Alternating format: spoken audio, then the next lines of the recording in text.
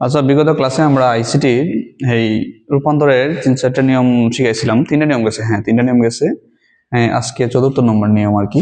4র্থ নম্বর নিয়ম হলো যে এই আমাদের আমরা গত ক্লাসে শিখছিলাম যে কিভাবে বাইনারি থেকে অক্টালে করা লাগে। এবার অক্টাল থেকে বাইনারিতে আজকে শিখবো আমরা বাইনারি হতে হেক্সাডেসিমেল, ঠিক আছে, এবং হেক্সাডেসিমেল হতে অক্টালে আর কি। তাদের মধ্যে সম্পর্ক আর কি, বাইনারি হেক্সাডেসিমেলের মধ্যে যে সম্পর্ক, এই নিয়মটা শিখবো আর কি। এটা 4 নম্বর নিয়ম আর কি। তো এটা সম্পর্ক নিয়ম হলো একটাই আর কি, যে গত ক্লাসে শিখছিলাম যে বাইনারি অক্টালের মধ্যে সম্পর্ক নিয়ম হলো যে আসা যাওয়া 3 বিট করে। তো এটার মধ্যে আসা যাওয়া 4 বিট করে আমাদের এই বাইনারি আর বাইনারি আর এক্সআই এর মধ্যে আসা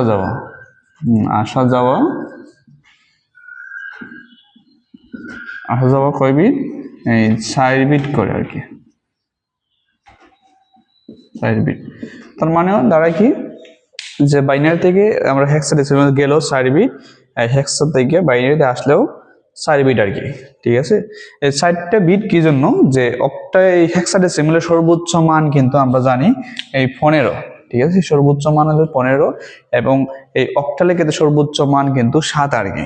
তো আমরা দেখছি যে অক্টালের ক্ষেত্রে আমরা দেখছি যে 3 বিট কি ছিল, 1 ছিল, 2 ছিল, এই 4 ছিল, ঠিক আছে। এই 3টা যোগ করলে কিন্তু সর্বোচ্চ মান 7 আসে কিন্তু। তো সর্বোচ্চ মান যেহেতু 7, এর উপর তো আর যাবে না, ঠিক আছে, সংখ্যাগুলো হয়তো নিচে থাকবে বা সমান থাকবে।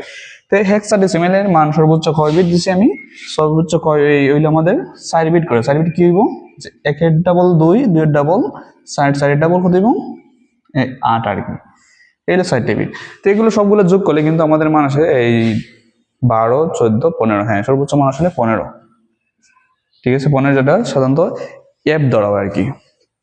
তো এফ হলে আমাদের সর্বোচ্চ মান, তো সর্বোচ্চ মানের উপর তো যাইবে না, সর্বোচ্চ মান নিচে থাকবে, এই জন্য আমাদের সর্বোচ্চ এই 4 বিট করে নেওয়া লাগে আর কি। তো আমরা এই নিয়ম শিখি আর কি, কয়েকটা অঙ্ক করি আর কি। যেমন বাইনারি দেওয়া আছে, আমরা কি করবো, এই হেক্সাডেসিমাল যাবো, যেমন 1101111, ঠিক আছে। এই হলো আমাদের বাইনারিতে, আমরা রূপান্তর করবো কিতে, রূপান্তর করবো এই হেক্সাডেসিমেলে আর কি। তো হেক্সাডেসিমেল রূপান্তর করতে নিয়ম দিয়েছিলাম যে আসা যাওয়া 4 বিট, বাইনারি থেকে হেক্সাতে গেলেও 4 বিট, এবার হেক্সা থেকে বাইনারিতে আসলেও 4 বিট আর কি। তো আমরা করি আর কি, করার ক্ষেত্রে কি করবো, যেহেতু পূর্ণ সংখ্যা এর কোনো দশমিক নাই, আমরা প্রথমে সংখ্যাগুলো লিখবো আর কি।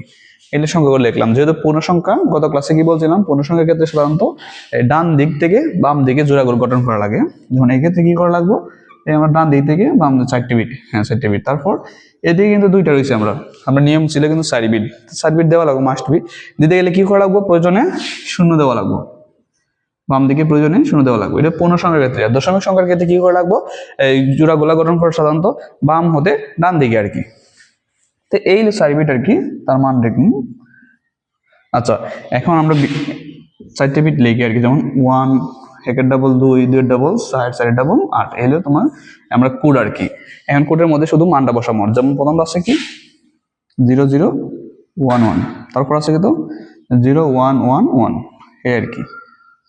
এখন আমি গত ক্লাসে কি বলছিলাম, যে যেগুলোর নিচে আর কি 1 থাকে এইগুলো সাধারণত কাউন্ট হয়, যেগুলোর নিচে 0 থাকে এগুলো কাউন্ট হয় না। আইসিটি ক্ষেত্রে সাধারণত সিগন্যাল মানে এই 1 দিয়ে বোঝায় যে এটা সচল আছে আর কি, মানগুলো সচল। যেমন এই প্রথম সারির ক্ষেত্রে কি হয়, যেমন 2 নিচে 1 আছে, 1 নিচে 1 আছে, তার মানে 2 ও সচল, 1 ও সচল, তার মানে এগুলো 2 কাউন্ট হইব, 1 কাউন্ট হইব। 2 আর 1 কত 3, তার মানে তার মান হইব 3। এই মানটা কত আসবো, এই মানটা ছিল 4 এর নিচে 1 আছে, 2 এর নিচে 1 আছে, 1 এর নিচে 1 আছে, তার মানে মান কত হয়েছে আমাদের 4 আর 2, এই 6 আর 1 কত 7। এখন শুধু লিখবো আর কি, যেমন 3 আর 7, এটি জোর করে দিলে কত হইব, এই 37। এটি হলো হেক্সাডেসিমেল মান আমাদের। এই হলো আমার বাইনারি থেকে হেক্সাডেসিমেল নিয়ম আর কি। শুধু পূর্ণ সংখ্যা ক্ষেত্রে দশমিক থাকলে কি হয়েছে, দশমিক থাকলে কোনো সমস্যা, মনে করো যে এই জায়গার মধ্যে দশমিক আছে, ঠিক আছে, এই জায়গায় দশমিক থাকলে কি হইব, এই দশমিকের পর আছে, আমি করে দিই আবার।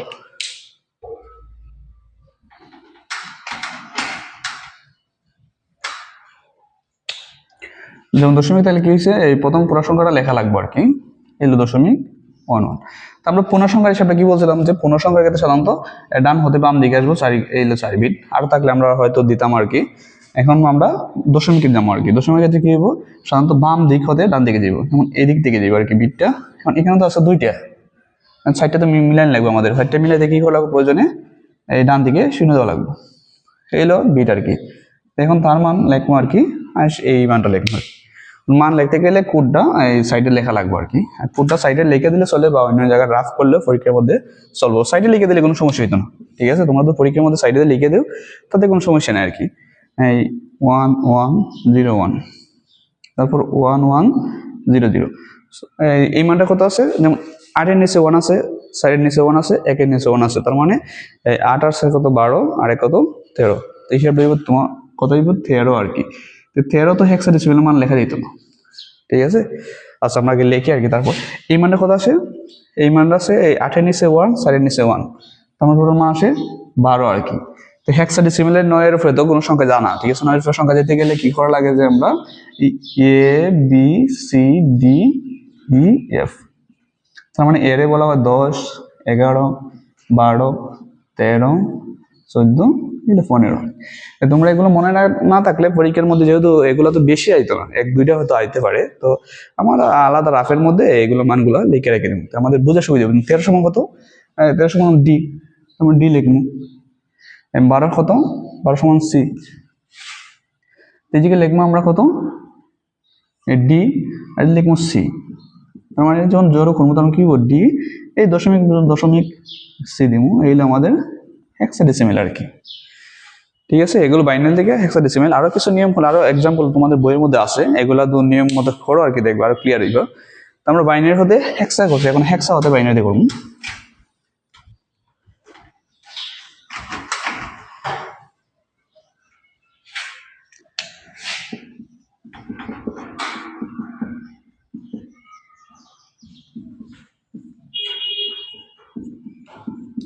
আচ্ছা এই একটা আমাদের হেক্সাডেসিমাল সংখ্যা দেওয়া আছে, ঠিক আছে। আমি একটু কোডিং দিয়ে দিয়েছি আর কি।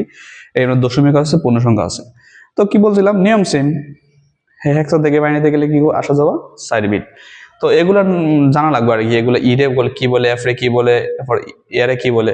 তো এগুলো আমি মুছে লাগছে, আচ্ছা এগুলো লিখে দিলাই, A B C D E F, 10 11 12 13 14 এলো 15। আমাদের একটি নিয়ম ছিল আর কি, 4 বিট, প্রত্যেকটা 4 বিট করে গঠন করা লাগবে। যেমন এখানে লিখি আর কি, 2 আছে, তারপর ই আছে, একটু দূর দূর লিখবো যেহেতু আমরা 4টা করে বিট গঠন করবো। এফ আছে, তারপর আবার ই আছে, তারপর আবার এ আছে। আচ্ছা যেমন 2, এটা কোড ছাড়া পারা যেত না, ঠিক আছে, মুখস্থ লেখা দরকার নাই, কোড লেখা লাগবে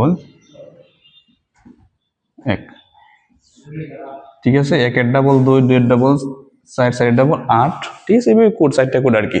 আচ্ছা এখন 2 লিখতে গেলে আমরা কোন সংখ্যার নিচে কাউন্ট করা লাগবে, 2 লিখতে গেলে শুধু 2 এর নিচে 1 দিলেই 2 হয়, ঠিক আছে। আর বাকি সংখ্যাগুলো কি হলো, বাকি সংখ্যাগুলো 0 দেওয়া লাগবে, তার মানে তার মান আসবে 2।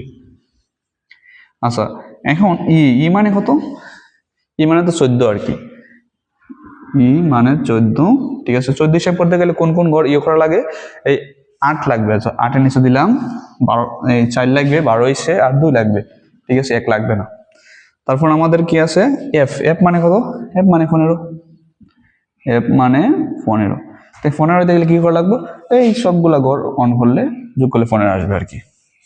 তারপর আমরা ই তো লিখলাম একবার, এ মানে কত, এ মানে 10, 10 হইতে গেলে কোন কোন ঘর অন করা লাগে, 8 এর সংখ্যা আর 2 এর সংখ্যা নিচে অন করলে কিন্তু 10 আসে আর কি, বাকিগুলো লাগবে না। এই তার মানে প্রত্যেকটা ঘর কিন্তু আমরা 4 বিট করে দিয়েছি আর কি।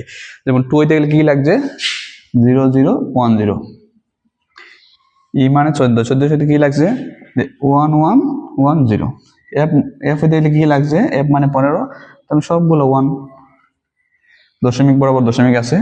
আবার ই তো আমরা একটা লিখছি আর কি, 1 1 1 0, এ হইতে গেলে কি লাগে 1 0 1 0। এখন শুধু সবগুলো জোর করলেই এনাফ, 1 1 1 0 1। আচ্ছা এখন আমরা এই জায়গার মধ্যে দশমিকটা আমরা এই জায়গার মধ্যে দশমিক দিয়ে দিন, তারপর বাকিগুলো যোগ করে দেন, 1 0 1 0 1 0, এগুলো আমাদের বাইনারিতে রূপান্তর আর কি। ঠিক আছে। তো আমাদের এই 4টি নিয়ম গেছে আর কি। আরেকটা নিয়ম আছে যে অক্টাল হতে কিভাবে হেক্সা যাওয়া লাগে, আবার হেক্সা হতে কিভাবে অক্টালে যাওয়া লাগে। তো এই নিয়মটা আমরা নেক্সট ক্লাসে শিখবো আর কি।